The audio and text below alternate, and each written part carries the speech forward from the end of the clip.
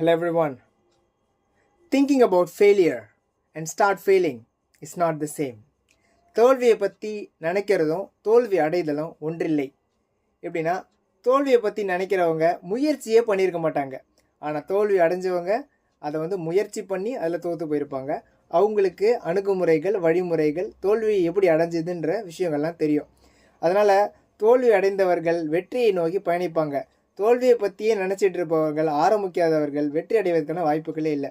அதனால் you have to put your efforts forward. நீங்கள் உங்களோட எஃபர்ட்ஸை போட்டு நீங்கள் தோல்விகள், அதாவது தோக்க போகிறோன்னு நினச்சி நம்ம எதுவும் வேலையை பண்ண போகிறதில்ல.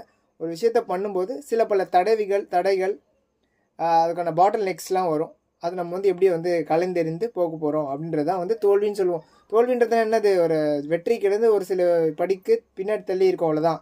வெற்றி அடைய போகிறோம். ஸோ வெற்றி சிந்தனையை வளர்த்துக்குவோம், தோல்வியை பற்றி நினைக்காம.